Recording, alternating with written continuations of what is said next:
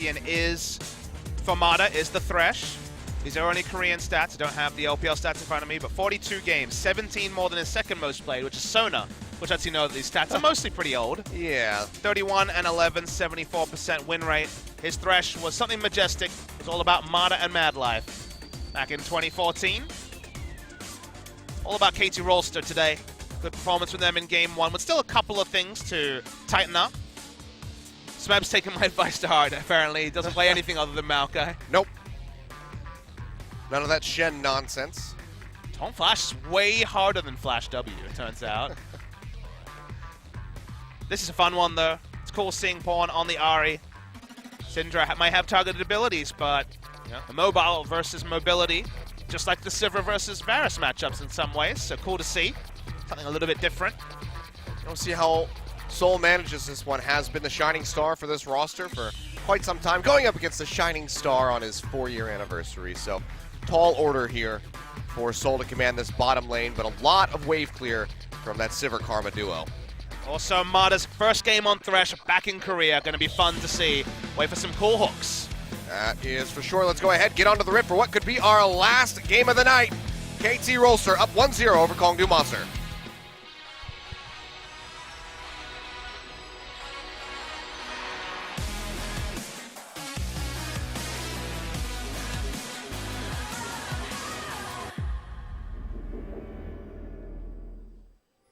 소환사의 협곡에 오신 것을 환영합니다.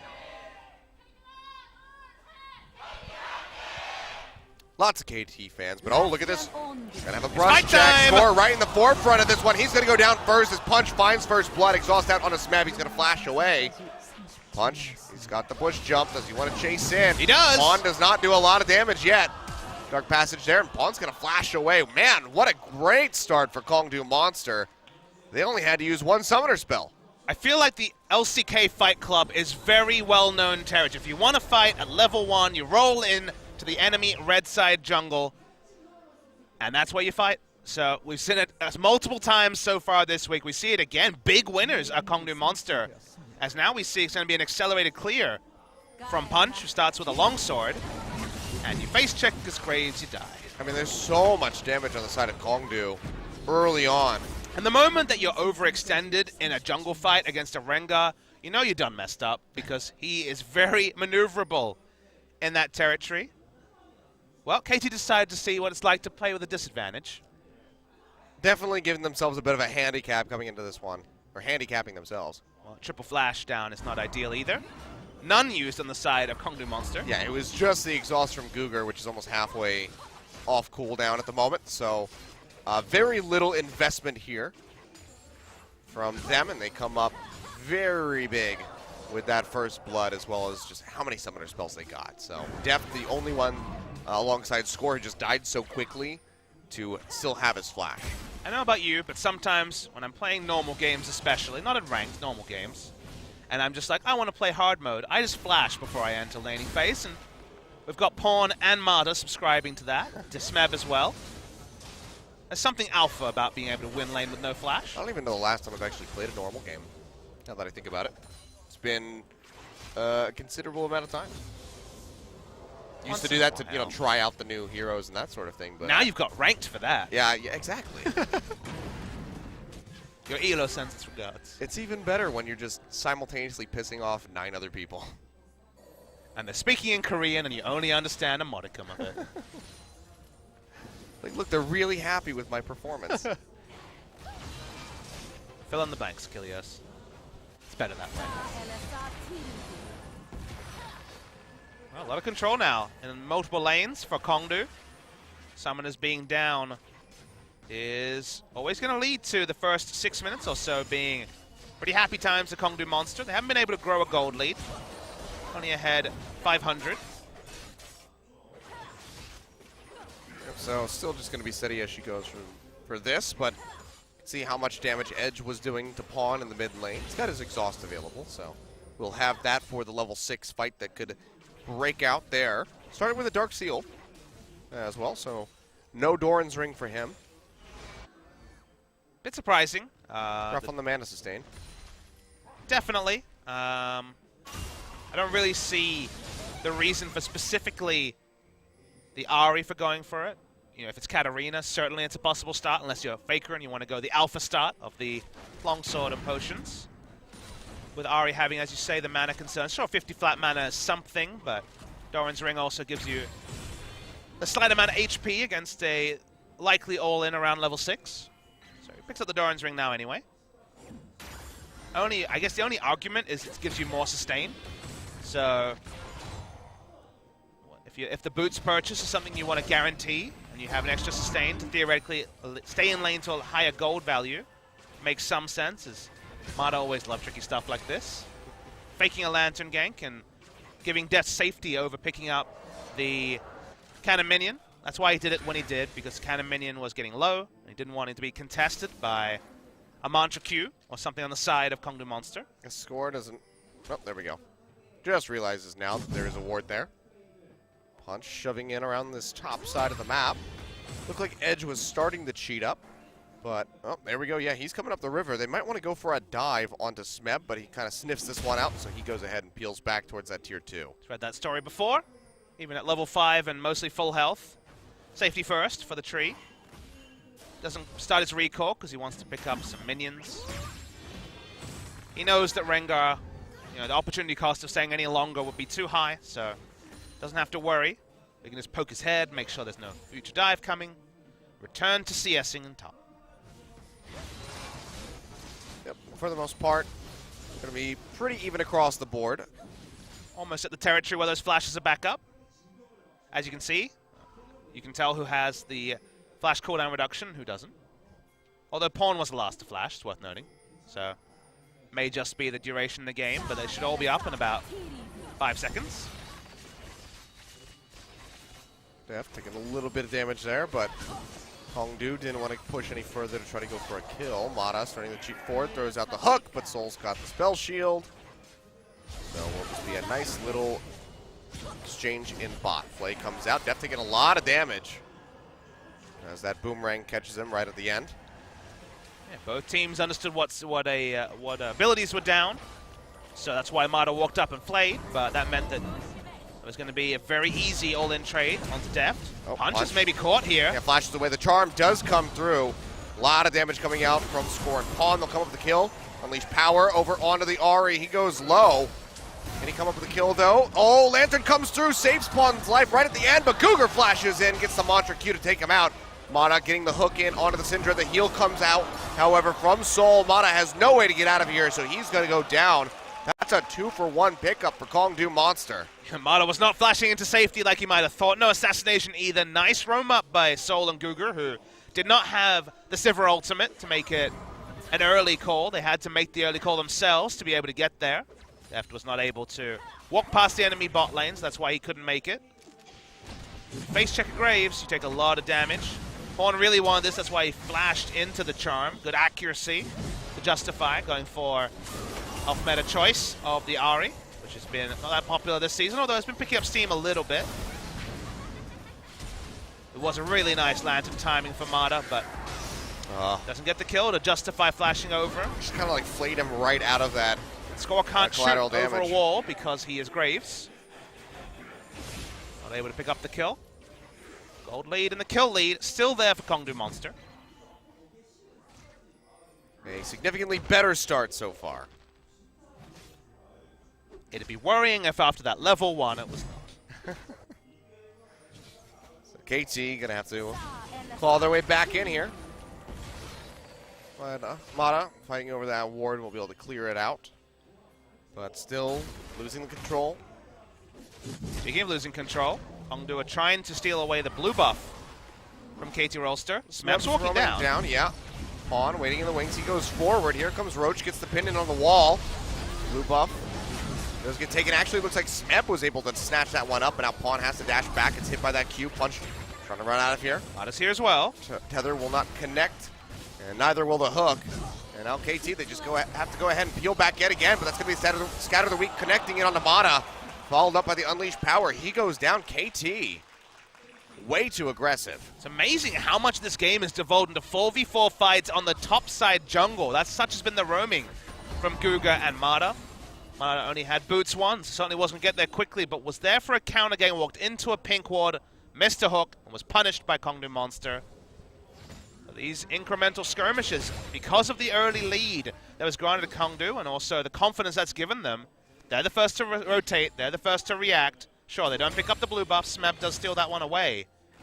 But they continue to inch forward in terms of gold, and the way we've looked at Kongdoo Monster, which again will be a team at IEM that more and more people will see, is that if they have a good start, they're not poor at turning a mid-game lead into closing a game. They're not poor at closing games. It's just they fall behind so frequently in the early to mid-game that that's not a relevant statistic. They get outskilled by some of the better teams and better players here in the LCK. They have comfortable early games like this, sure. They might screw up early to mid, but if they can keep this going at 20, 25 minutes, there's still a world where Kongdoo Monster can win a game. Yeah, and even if KT closes out the series, that would still assure SK Telecom a first place as they go into that Telecom war. So it just gives them that slight upper hand. Playing spoiler. They take a game, like you said. Will not be quite as line ball, although it still will decide who goes in first place. Sure, SKT are at home right now, watching this and rooting for Kongdoo Monster. Probably got pretty excited after that level 1. But for now, things calming down a bit. 1.8k in the lead for Kongdoo. Dragon has not yet become a point of contention. Just that Cloud Drake chilling out. The score has been here a long time. Very long time. Just completely blind check by Edge, but quite an intelligent one. Didn't have to worry about mana because he has blue buff. So intelligent check causes the Graves to back away. Nicely done, but now they're going to try to go back in on the Edge. Charm connects. He cleanses that one off. Scatter the Weak comes out. Doesn't connect on the Pawn. Still gets a lot of damage off the Unleashed Power. And that's going to put a stop to the game. Kamada not able to roam up in time to affect the outcome of that one. Collateral damage also didn't register from Scorer. Don't think it would have been enough damage to take him down, but it was relevant in the trade of health bars. Yeah, maybe could have forced a... Oh, never mind. Flash isn't up yet. It's about to come up for Edge. All flashes were down. That's why it was a bit more potent of a gank. Guessing Abyssal Scepter and Belt will be the rush for Pawn. All of Ahri's damage is in range of the Abyssal Scepter magic reduction, barring maybe max range of Q. So, given the playstyle of the champion and the assassination nature of the Spirit Rush, it is uniquely very efficient on her still. Punch gets that invade, takes away the Gromp. So still Kongdoo just pushing their advantages where they can. It is 2,000 in the lead now, but still no one really wanting to pick up this Cloud Drake. It's going to be all about farming. When we seen Kongdoo in the lead before, it was about the invasions from Punch on Graves. Most typically, hasn't been the same sort of invasion game from Punch, which means that they haven't really been snowballing the game further and further ahead. When they have had skirmishes, they've been the first there, so they've won them, but it's all about the objectives you get on the backside of kills, and they have been few and far between for Kongdoo, so that's why KT will be happy, because they're largely stabilizing out of what could have been a game-losing level 1. It's all about Kongdoo trying to find a way to increase the pace of the game. Bot lane certainly not that. They have Varus into their Sivir pick, so they will not be able to control bot lane for now. Teamfights, though, will be a lot happier for the Sivir compared to the Varus. This movement speed can be Varus' worst friend. But play around the mid lane, I think, is something that's very strong for them. Exhaust is down at the moment. You tie up, and even after a flash, you will be able to do enough damage, most likely to take down the Ahri. And just given the reality of Syndra and Rengar, with both players feeling confident and willing to invade, plays into the enemy jungle with the Syndra's power and Rengar doing well are the sort of things where contesting enemy blue and red should be a very realistic thing for Kongdoo, and it's their second visit to blue buff and second steal. Yep, just take that away. So, not massive gains, but still pick up a couple things. Oh, the hook. Not going to connect onto Cougar. So won't be able to try to come up with that kill.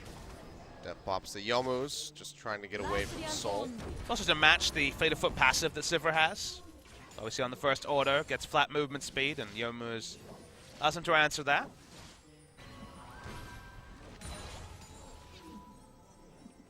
It's a cool back animation. They have a couple of those in the game. All the SKT skins from last year, quite nice. Modest using his own skin. Just because. Must feel so cool to have one. Based on your own Faker excellent play. Faker doesn't think so. He doesn't use them too much. He uses them once. He's like, okay, this works. This is what I look like, fine. And then he doesn't use it anymore. The Rai skin once at Worlds. I'm telling you, it's just until he gets that Ahri skin. It's apparently on the bucket list, sooner rather than later.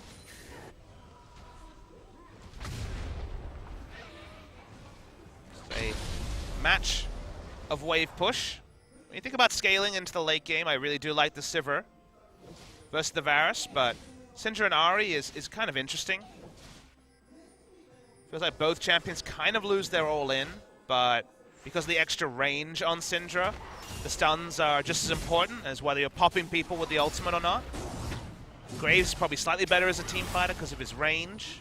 Maokai definitely better than Poppy in late game, but very comparable, all things considered. Feels like the movement speed could definitely be the undoing of the Varus pick in particular. So we'll see if there is any semblance of a gold lead going forward. Gold lead's only getting smaller. It was 2,000 the last time we looked at it. Now, in that area, but certainly no larger.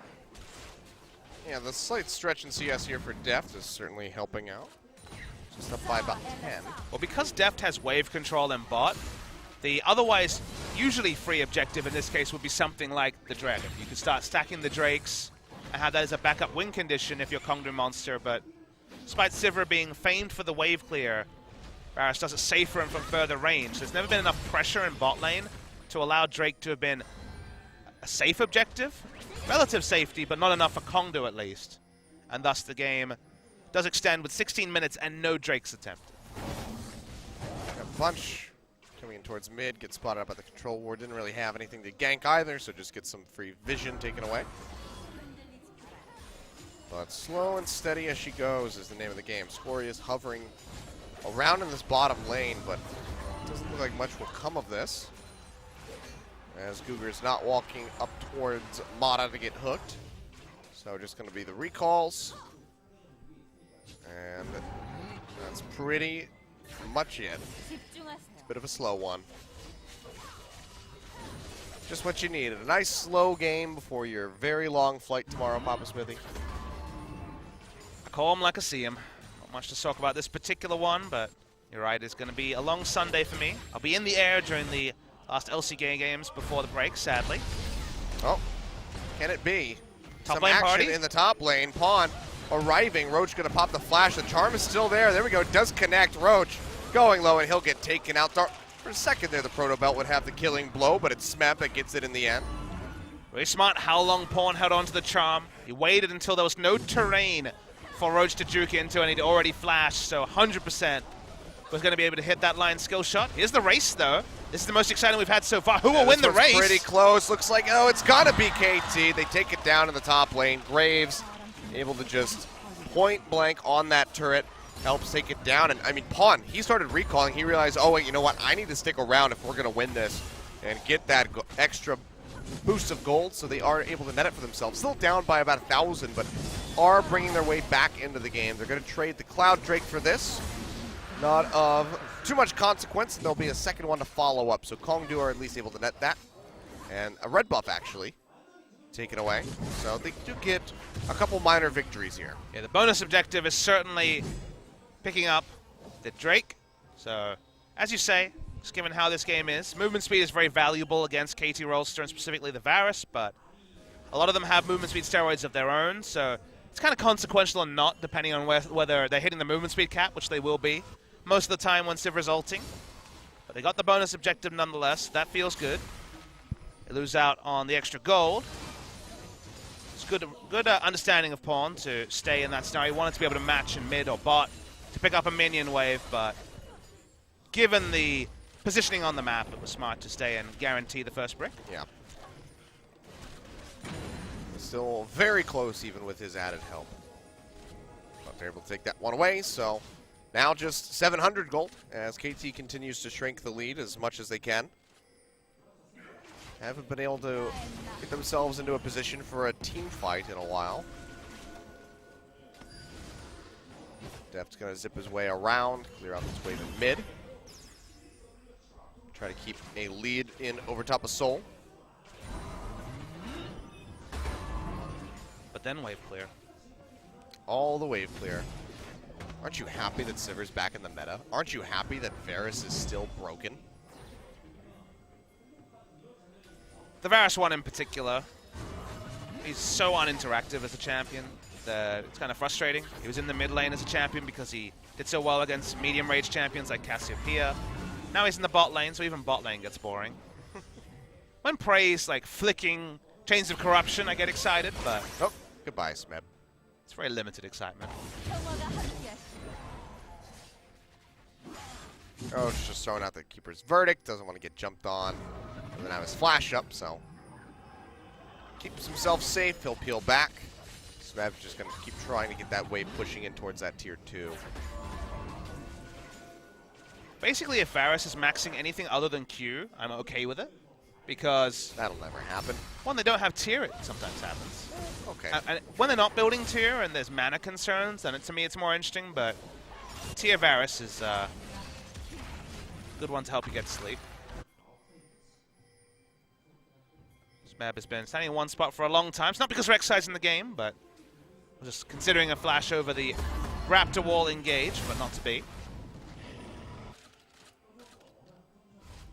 Everyone's farming their things, but that farming has been going well for KT, who have managed to decrease the gold lead. It's been going well, and it's been going on for a long, long time. Kind of like the LCK. Yeah. Well, Thought maybe this was going to be a really fast day today, but I thought, match 1. Thought that was going to be the one that goes to 3 games. KT still look like they could close this out 2-0, but if they can keep clawing back like this, but it's definitely less concise than you would expect. To me, this is kind of the Seven Dwarfs. What's that story called? Snow White? Snow White. No, what's the other one? The porridge one. The other one with the 7 dwarves. No, sorry, I got that. I misspoke. Goldilocks. The Goldilocks. This is a Goldilocks situation of they were too crazy against MVP. Now they're being too safe. I want something in the middle, please, KT Rolster, because not just right. Something just right. Because this one is just a bit too defensive. Oh, my nursery rhymes mixed up. Woe is me.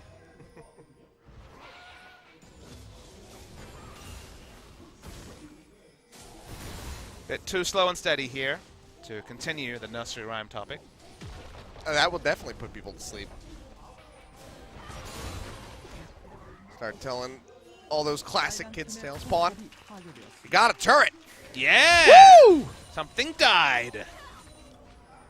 We are very bloodthirsty here on this stream, it turns out. I hope that wasn't too loud for the stream. I might have broken somebody's eardrums right there. Our pop filter's pretty good, so. That's true. Pop filter's fine, but hopefully the auto balance on the audio is just as good. KT being able to maintain the vision line that they have is the sort of thing that Kongdoo should take away, that this haven't been as decisive. Maybe it's one of those nameplate things where after the start it feels like they could have played pretty reckless and with some bravado and tried to snowball things and contested buffs, and they were good about stealing away enemy blue buffs, but no visits to the enemy red side jungle, perhaps because of the safety of the Varus, has slowed the game down, and now KT wins the fight and they'll be pretty comfortably ahead. Yeah. Kongdoo, they need to do something proactive to try to get themselves back into a comfortable lead if they want to be able to close this out and take us to a game 3. It's definitely tougher opposition than you would have expected for KT. Resilient is the word I'd use to describe Kongdoo today. Yeah. That's a good way to put it. They know their setups, they're well drilled. They haven't really made many mistakes, but they haven't necessarily made many decisive plays either. And that's why when they were behind, you knew they were behind, and they didn't really look like coming back as. Oh, Spell Shield. That'll eat that Chain of Corruption.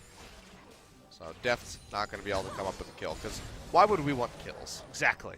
We can go back to line wave clear. Give me some more sweet, sweet Varus against enemy minion waves. No Def, get back to mid. There's no minions there.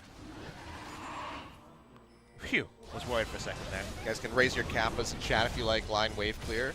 Raise your kappa prides if you like action. I won't be looking at it. Maybe we just have to have one of the Vs. We lost Victor, we got Varus. Both of them equally exciting against minion waves.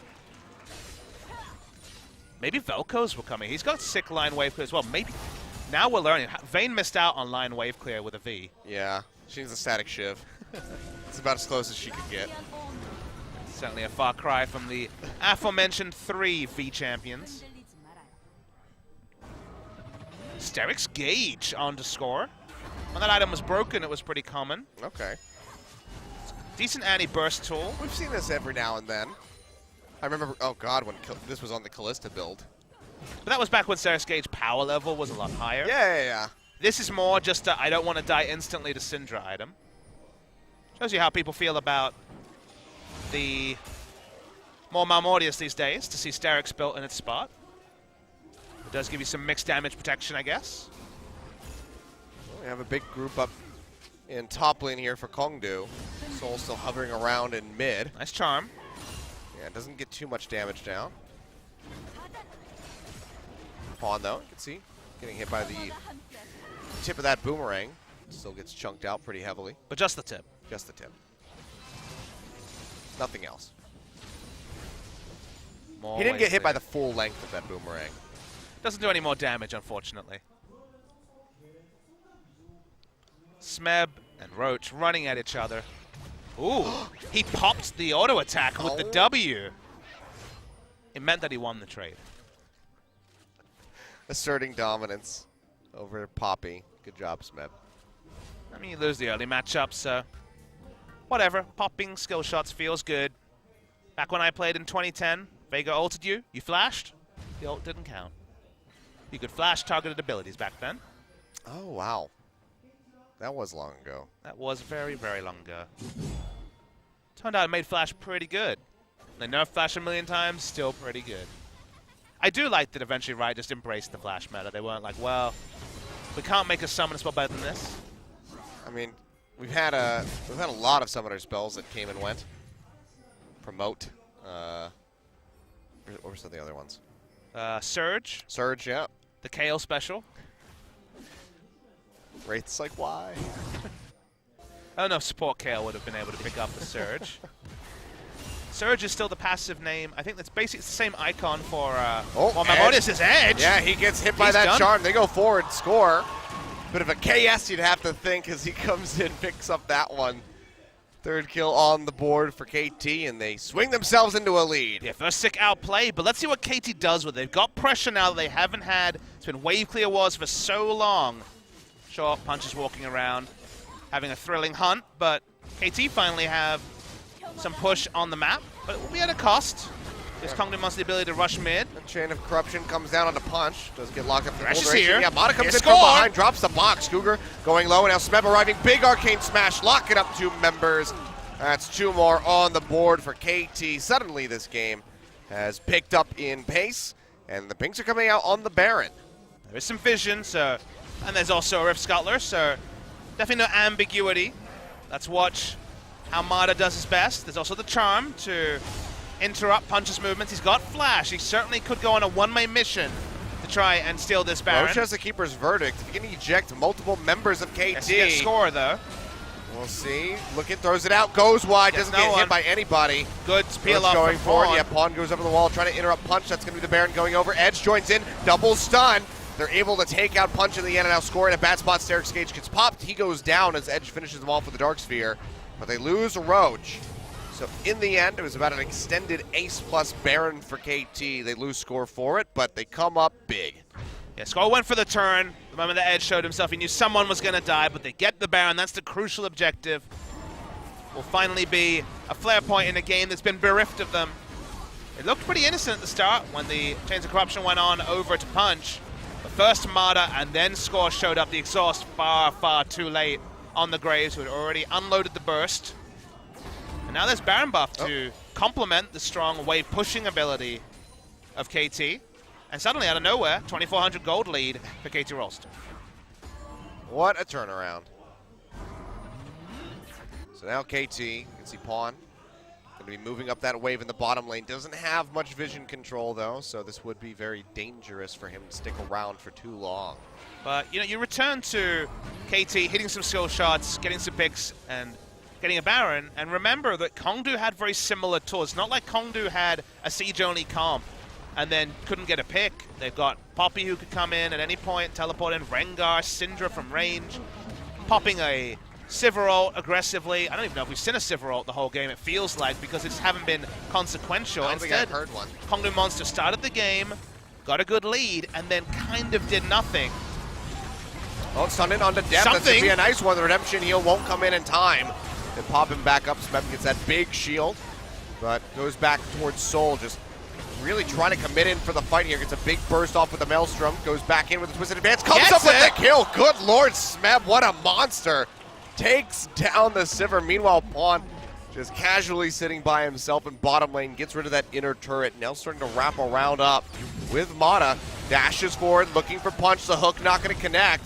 Well, takes that big burst from end of the line. Now Roach in a bit of a rough spot. Dark Sphere over the wall. Pawn goes low. He gets taken down. Edge comes up with the kill. A bit too greedy from the Ahri. KT get punished. They're able to take out that one turret and bot, but they lose so many buffs. So Kongdoo finally pressed the go button, and it's after Baron has gone down. So they get something from it, but not everything like they could have if that was 5, 6 minutes earlier, 10 minutes even, you could have suggested. KT just back away. Hasn't many map pressure from Kongdoo in this area for a long time, so the Ocean Drake is a free take. Sorry, not Ocean, the Cloud Drake is a free take. All 3 Drakes are Clouds this game. Hooray! Made them pretty fast for this engage. Death was instantly deleted. That's what happens when Sivir pops the ult and there are gap closers on the side of Kongdoo Monster. Smeb on the back end is the hero. He decided he was going for it, and he did it. By God, he did it. Unreal. All right, well, good job, Smeb. You got a kill. But in the end, Kongdoo, they're able to keep this very close. Still under 2,000 gold for KT. As far as their lead is concerned, and Mata, the only one with a remaining Baron buff. Scores waiting, but he got spotted out there. They lose this game, it's going to be what-if territory for Kongdoo. Well, respect flash from Cougar, trying to avoid that charm. Soul going to try to sprint out of here. TP's coming through from Smeb will be canceled by both top laners. It's going to be that deep teleport to try and get the pick onto Sivir. Not trivial to pop the spell shield for Maokai if he's coming from range. Something like Flash Arcane Smash into the W. Protect the movement and you toss out the sapling. Oh, very nice. That's slow after all. You do stop moving when you throw the saplings. That's a bit awkward. Yeah. Sapling toss flash forward. It hits the ground into the twisted advance. I do consult you for all my advanced Maokai mechanics. You know, I'm not too bad. That's about the best I could say. The ringing endorser. You gonna put that one in the box? Yeah. Not too bad. That's like one of those things. It's like, you know, what do you think about this product? What do you think about this new gaming mouse? It's not too bad. It's always a bit worrying when you see that on the back of the box. Like, oh, they couldn't get someone with a stronger endorsement than that. The new chicken chalupa from Taco Bell. Not too bad. It's not too bad. Still haven't tried that. KT Rolster. Not too bad. Not too bad. Unfortunately, that is what we have to say for that. Punch going low. Looks like he might get taken out. Big heal coming through at the end. Redemption does keep him alive for now. He's looking for a re-entry. Big. Getting hooked back in. He goes down, but Mata gets traded forward as Edge comes up with a kill. Roach will fall. No Guardian Angel yet available. Unleashed power thrown out onto Pawn, but it's not enough to take him down. And that's going to be 2 members dead on the side of Kongdoo. They lose Mata, but that should be KT picking up another inner turret. I felt like there's a lot of respect given to Varus and how much damage he can do disengaging, because Soul was zoned from the fight the entire time. Shorter range on the Sivir, but usually you want to fight with your Poppy, with your Rengar. With Rengar DPS'd out, Soul seemed to at a bit of a loss as to where to fight. They didn't have vision over a lot of brushes, so Sivir wasn't hitting Ricochet on the grouped members of KT. Didn't do any damage, and that's why KT came up ahead in that fight. 2 for 1 overall. Inching forward yet again as that tier 2 goes down. Couldn't rotate over to mid to try to knock that one out. So that'll still be standing. But now Baron spawning in just over a minute. Mission control wars going to start coming through from both sides. You can see Kongdoo already clearing out that control in the backside of the pit. Mata sees where they're warding, though. Knows that they haven't gotten anything deeper inside the river. Back of the pit could be warded for all he knows. Complete information as always with these ward wars. We'll clear the back of the pit, though. Baron's speed from KT is pretty good, but you kind of need Smeb to commit to it, to take it with any degree of safety, so not a lot of ambiguity that KT will be on Baron when they start it up. MTPs have since come back through. The refund from the cancel, so Roach ready to go in bottom lane. Hook coming out, not going to connect. Like he thought Punch was going to juke up towards the base rather than down into the lane. Haven't seen the Hail Mary hook that Mata was certainly capable of for a lot of his career. First game back on the champion. Excited to see how it develops, but for now, large bonanzas. Guger, welcome to 4-item death damage. He does a lot. It's going to be even more once that Muramana finishes, because, good lord, it's not done yet. 35 minutes into the game, still doesn't have it. There's a ward in the back of the pit. They clear that out. And now the questions come through from Kongdoo. Are they doing this? We'll see them in the river. Punch looking for an entry potentially on the side here, but does get clipped by that piercing arrow. And KT, they just have to stick around and try to defend this turret in mid. Yeah, many ways pretty equalized, all things considered, so no other map pressure to talk about. Long duration of that Rengar ulti. Oh. Okay. Shot and left, I guess. Yeah.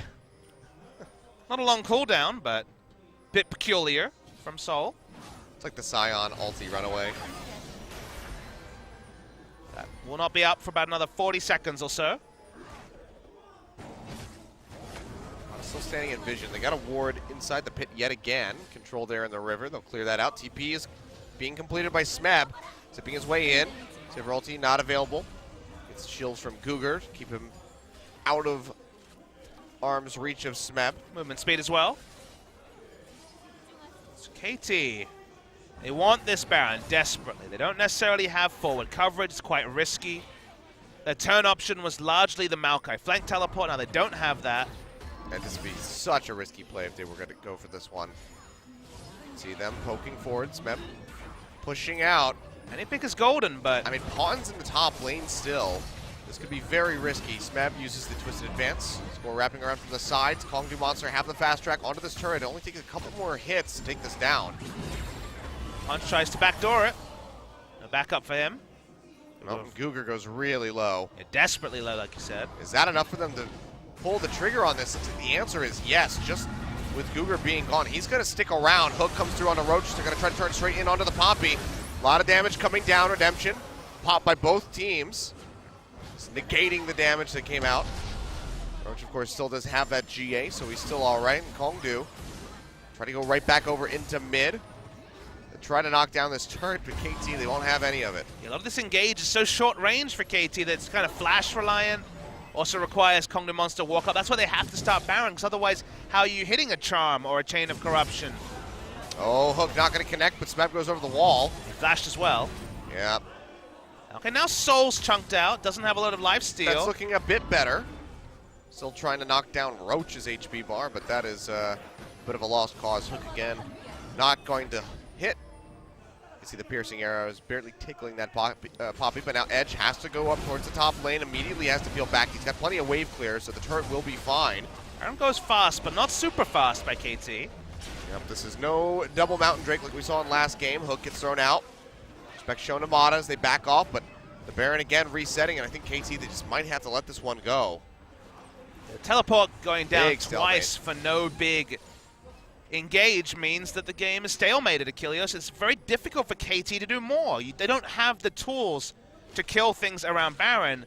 I think they need to throw away the brute force Baron and play the side waves a bit cleaner. Sure, they have big minion waves going down, but even that's not easy, because if they walk over, and right now Smeb doesn't have teleport, Are they willing to trade a Baron for an inhibitor? Probably not, so they're just going to go straight back to that Baron. Well, the recalls came through from Kongdoo, so their response time is going to be They want Poppy's teleport limited. at minimum here.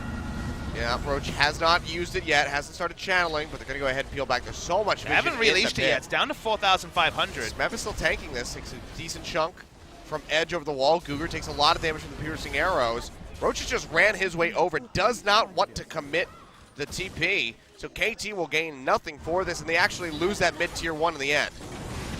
Oh, Punch going forward, completely cut off from the rest of his team. Hook comes through, but he's got the W to cleanse it, so he's able to waltz right back out. Mata saying, damn it, I want 6.3 right now. They go in, they find Soul, he gets popped. Mata comes up with the kill, but Pawn gets deleted by Edge on the back line.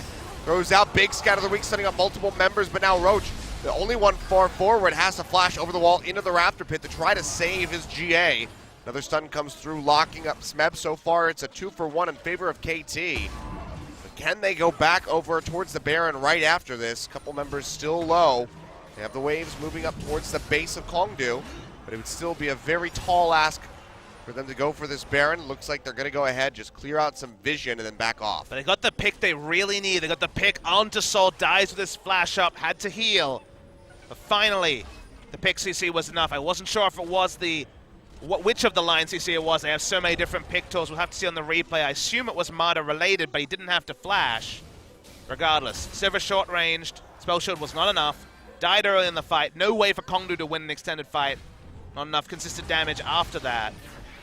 But as you say, KT get the big pick they've been looking for.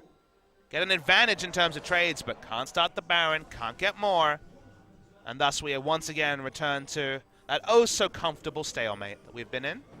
The gold lead has not grown. It's 2,000 gold this whole time. Well, Kongdoo gave it to KT. Okay, yes, but I mean, since KT got it, 2 is the magic number. it's just been That's floating. how many casters do we have. For now. It's true. That's how many casters we'll have at one time. We don't do 3 anymore. Or do we? I don't know, we could. It's true. These are flexibilities and options open to us. Maokai teleports again, but it was a defensive teleport this time from Smeb. Yeah. So now Roach can actually split push in the future. I mean, we already saw like how hard it was for him to commit that TP. Oh, Smeb though. He's all alone in the river. This'll Still take a very while. tanky on the Maokai. Throws up the Maelstrom, goes back in on the edge to try to lock him down. Pawn now arriving. He gets locked up by Roach and gets pinned to the wall. Big collateral Big damage. Chunking out Cougar and Soul. They have to hightail it right back out of Roach there. Soul alone and now. now Roach, all alone, still has that big shield coming through. They cannot kill him. Can't even pop the GA. And looks like it's just going to be another stalemate.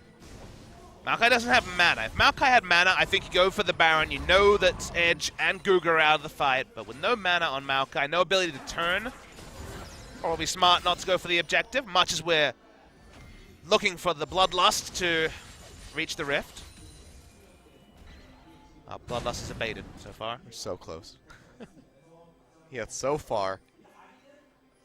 42 minutes.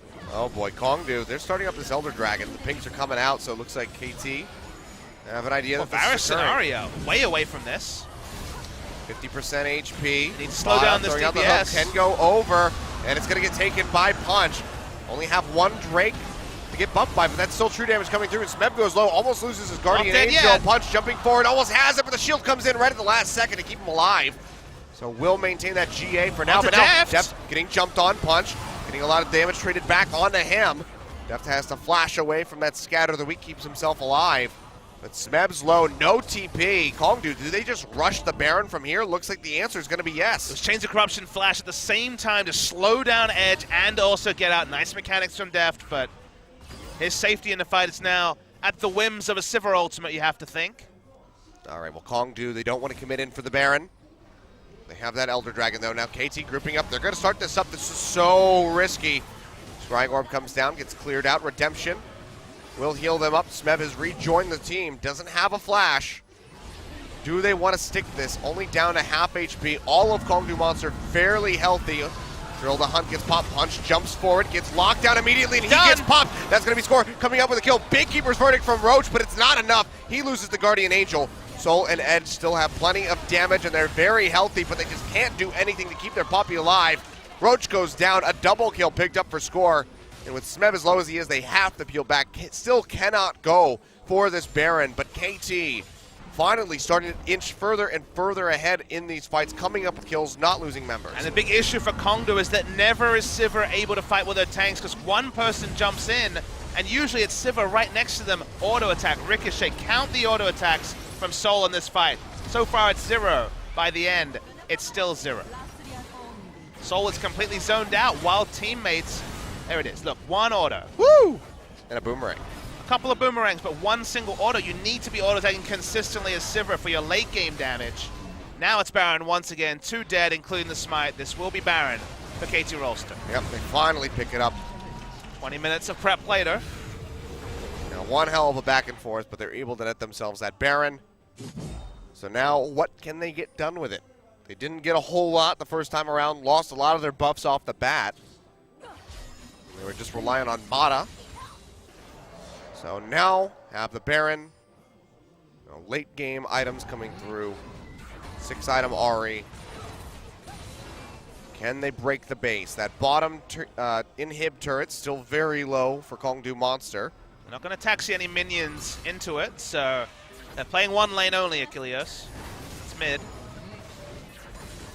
Yep. Oh, man, big poke coming out on a Soul, down to half HP off of one piercing arrow, but you can see the damage onto the turret's still rather weak. The awkward thing is that Soul can't just press the spell shield, then walk up to wave clear to counter something like the Q. He needs to hold on to that to be able to twitch multiple other spells, even with the Mercurial Scimitar he has.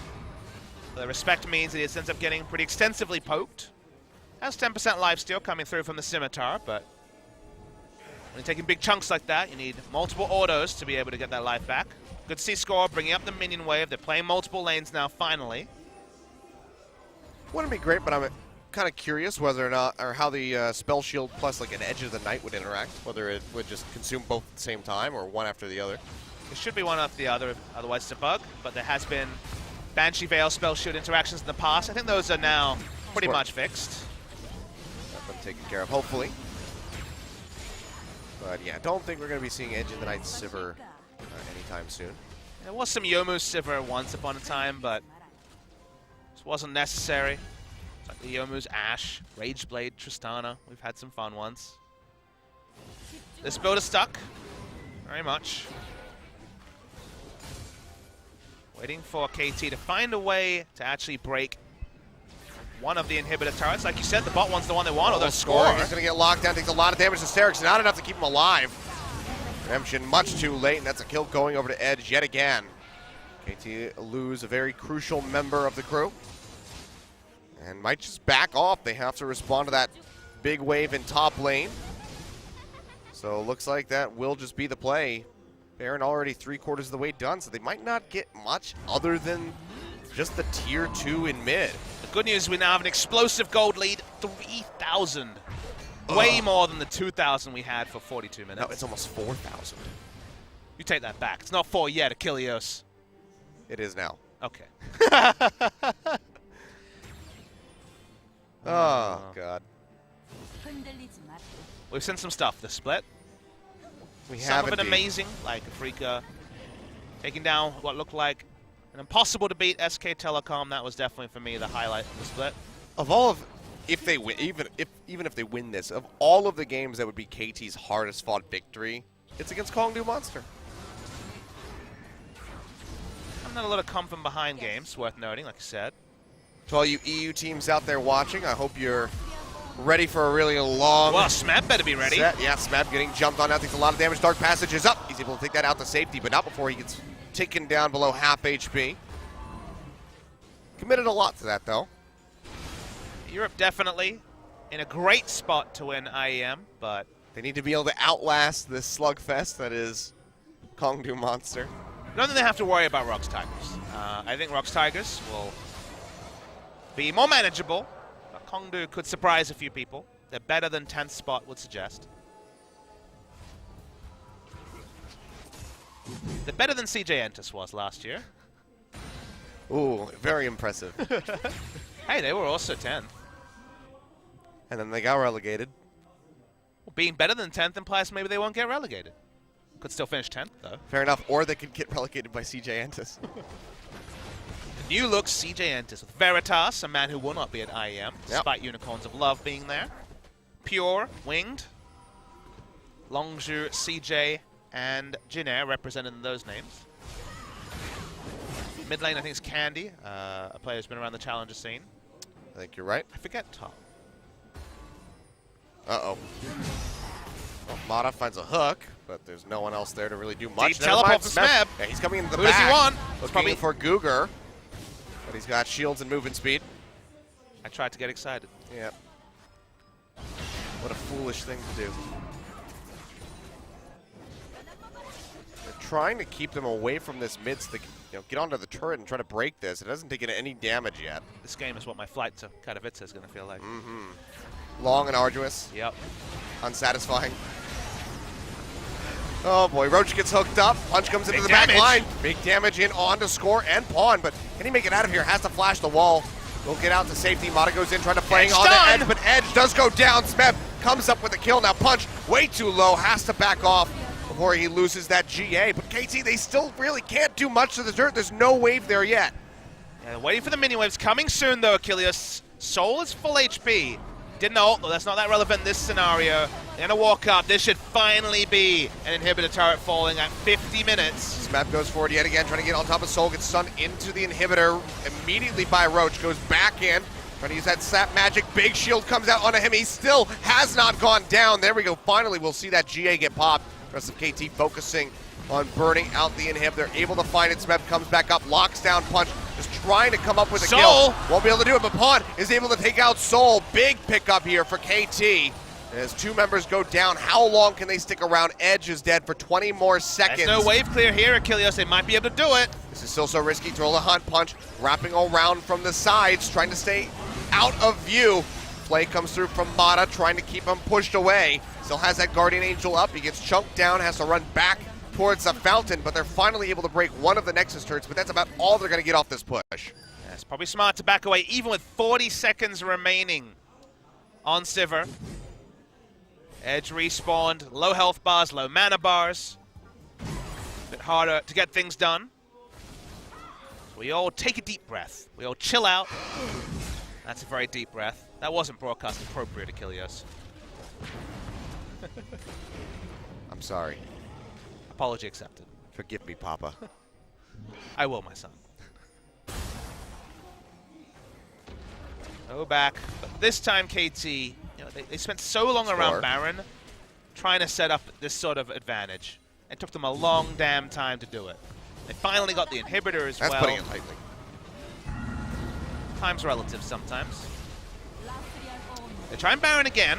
This is still so risky. Roach has his No GA Sivir. back up. Box comes down. They 5v4. find a hook on the edge. Can they pop him in time? Redemption coming down. Mitigates the damage, but Def comes up with a kill in the end. Piercing Arrow does come through and nets that one for them.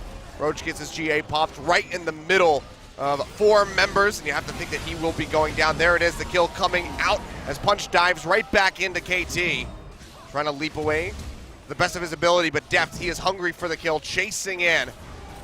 Almost gets the GA. Piercing Arrow comes through, but he's just too slippery, and Rengar! he makes his way out of there. So just the two kills coming through, Roach and Edge going down. Mata's going to cancel the backs as much as possible. They want to end the game here. Keeping Rengar out means only Sivir is a wave clear threat. Mata really just trying to delay him as best as possible. Is doing a very excellent job so far. Last Nexus turret in their sight. Soul getting away from Smeb, but he just can't really do much to stop these Nexus turrets from going down. Nexus finally exposed. 52.5 minutes, 53 just about to be on the clock. KT fishing for some final kills. They'll get a few, but they knock down the Nexus. They complete the 2-0, but if you're KT, you can't feel too great about that game.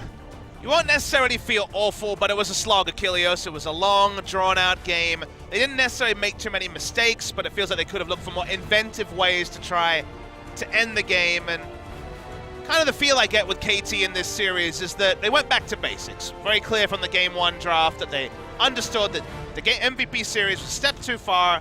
It was silly when some of their choices, their drafting also was disrespectful. And the MO for this game was to play cleaner and safer. But in doing that, it seemed to stifle some of the things that make KT great. They were slow in a lot of the games to go forward.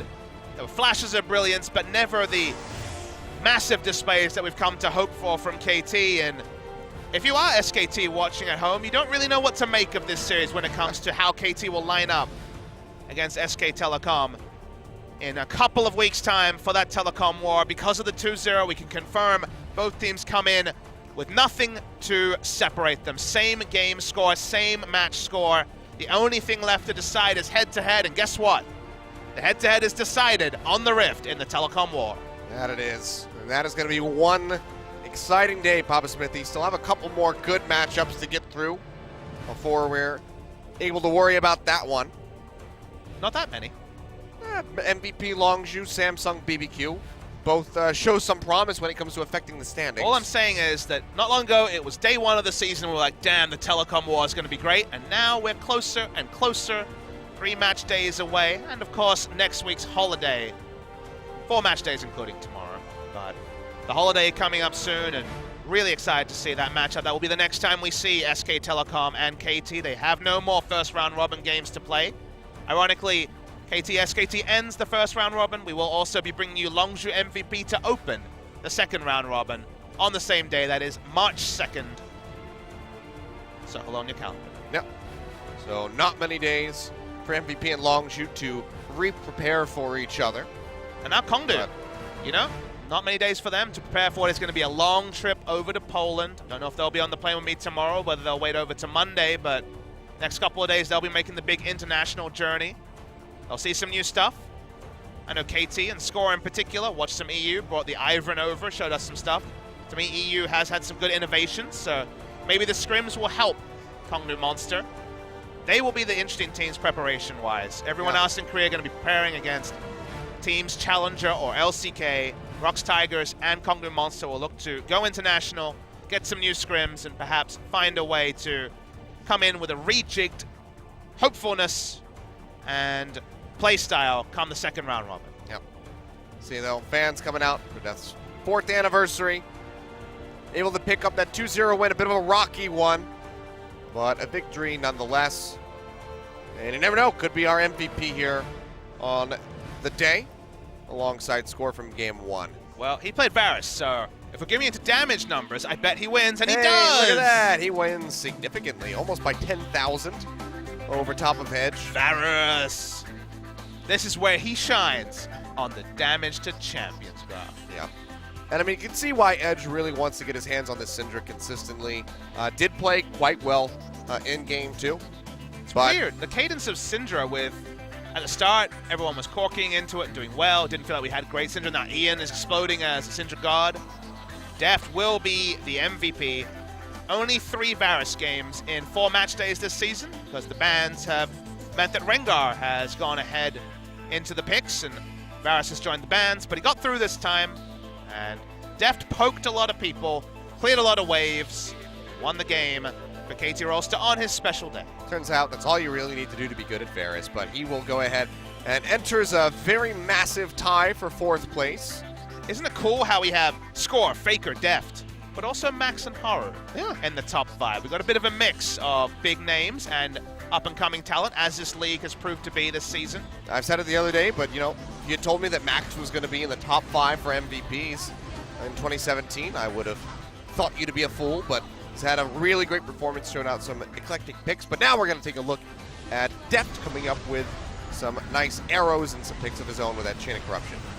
I didn't even know that Haru would be in the LCK in 2017, Achilles, so that's really pretty surprising in its own right. Oh, dear. This game was bereft of much action. Tried to hype what we could, but there was not much. Well, Baron forcing for 20 minutes finally led to a Baron. I mean, just take a look at Deft here, just walking back, hits him with an arrow. And he's gonna wait, and then Chain of Corruption, but he's already dead. You should just play-by-play replays. You're way better at that than normal play-by-play. More arrows. I want to see the This replay one was Mata. I want to see how Sivir died in the mid lane that one time. We didn't get that replay, unfortunately. I want to think it was Mata hitting a God Hook, because most of his other ones went wide this game. But we get to interview Deft on his 4th anniversary, so at least we have a narrative MVP. Very true. I'm sure that production can be happy about that one. So we're going to go ahead, throw it over to Joel for a translation on our MVP interview with Score and Def. Take it away. Thank you very much, guys. We are here with KT Rolster, who pick up another 2-0 victory, this time against Kongdoo Monster. And we are here with the MVPs for today, Score and Def, for the interview.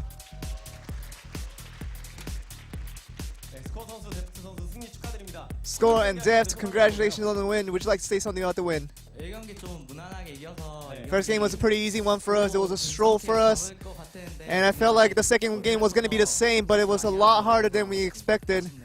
So we're a little sad about that. Def, it's your 4th anniversary in your career today. And you got a win out of the reward. How do you feel? I didn't know it was the 4th year anniversary today, but as soon as I came into the stadium today, a lot of the fans were telling me that was the case. And I'm glad that we got the win today.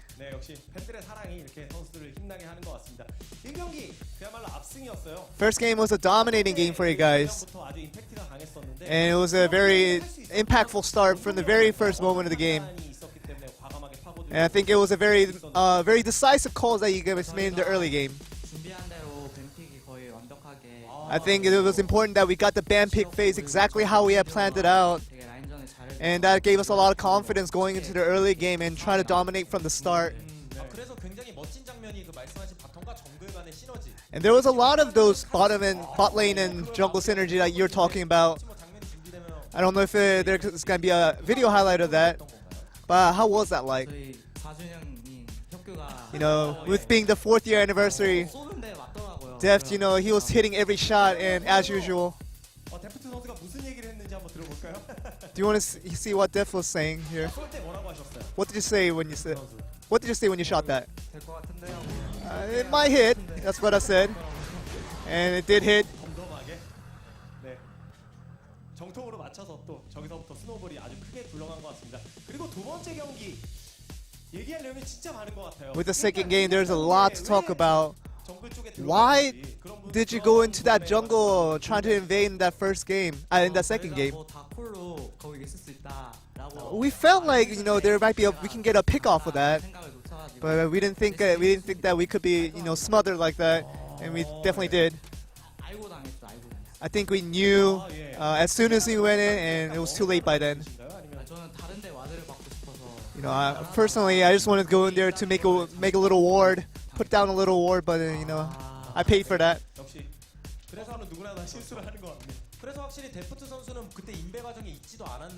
And Def wasn't even in that invade when you guys went in all together, and that really made it tough for you guys in the early game. How was that, you know, trying to pull back from that mistake? You know, it's a Varus and Sivir matchup, and but you know, I came in the lane not knowing what happened, but Mata came in with a W clicked on the level 1, and also having used his flash, so I couldn't have been aggressive as I wanted to. But you know, Mata gave me the confidence that we're still gonna win the lane, and we did. And the turning point for game 2 was that, you know, the race to the first blood turret, and who was the central to that shot calling to getting that to that winning to that race. And we got a shot call that, you know, top was being overly aggressive, and you know, we picked up pawn and, you know, went in together to get the gank. And you know, it was a situation where we just wanted to, you know, have a dive if we got an opportunity, and we got much more out of that. And there was a situation where Ari was recalling, but it stopped the recall to join the team fight again. You know, Smeb was telling us that, you know, we really need to hurry up and, you know, break this turret down. And I think that's why Pawn stopped his recall and came back and joined us. Another thing that we have to elaborate on is that Smeb is still undefeated on the Maokai. You know, but he's good at his offensive champions for sure. But why does he keep playing Maokai? Of course, he's good at the offensive champions. But you know, Maokai as a champion itself, it provides so much stability and so much stableness that we can work around on. I mean, I got a 1v5 kill. I think he plays it pretty aggressively. That's fair. We have another video clip that we can look at. There was a lot of very impressive team fights between the two teams. I'm sure you guys felt pretty nervous after that team fight. Yeah, if you see right here, we didn't have any deaths at that team fight. And we felt like, you know, we could continue on this team fight and start another one. You know, you guys have to watch out that, you know, Sivir is a late game champion, and you know, facing off against that should have been a lot of pressure to you guys. As you said, Sivir is a late game champion, very strong at the end. But you know, I try to focus on the DPS champions more in the late game team fights, and that really paid off well. You know, the only thing I had in my mind was, you know, if I just do my part, we will still win. Score, would you like to be the one to tell your fans of your appreciation? Right now, we're awaiting our SKT matchup, and we're preparing hard, and we're just going to continue to work hard so that we can be as prepared as we can for the SKT matchup. Thank you. And that's the end of the interview. Back over to you guys.